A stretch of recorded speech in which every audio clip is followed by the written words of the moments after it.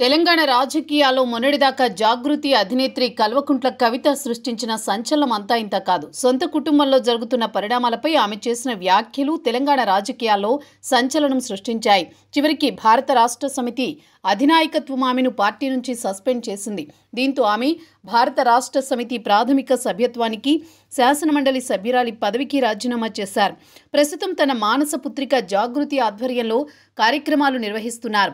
రాష్ట్ర ప్రభుత్వాన్ని విమర్శిస్తున్నారు. సింగరేణిలోనూ తన రాజకీయ ప్రస్థానాన్ని పటిష్టం చేసుకుంటున్నారు. కల్వకుంట్ల కవిత తన సొంత కుటుంబంపై చేసిన వ్యాఖ్యలపై ఇంతవరకు ముఖ్యమంత్రి రేవంత్ రెడ్డి స్పందించలేదు. అయితే తొలిసారిగా ఆయన కల్వకుంట్ల కవిత చేసిన వ్యాఖ్యల పట్ల స్పందించారు. మీడియాతో మాట్లాడిన ఆయన పలు ఆసక్తికర విషయాలు పంచుకున్నారు.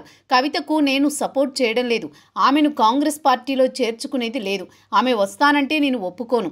కేసీఆర్, కేటీఆర్, హరీష్ రావు కలిసి ఆడపిల్లపై దాడి చేయడానికి ప్రయత్నిస్తున్నారు. ఇది వారి ఇంటి సమస్య. వారిని తెలంగాణ ప్రజలు ఎప్పుడో బహిష్కరించారు.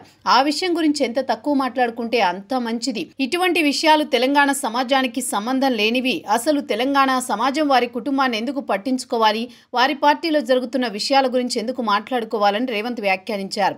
కవిత విషయాన్ని మాత్రమే కాకుండా కాళేశ్వరం ఎత్తిపోతల పథకం విషయంలో కూడా ముఖ్యమంత్రి సంచలన వ్యాఖ్యలు చేశారు. ఈ పథకం నిర్మాణంలో అవినీతి జరిగిందని ముఖ్యమంత్రి పేర్కొన్నారు.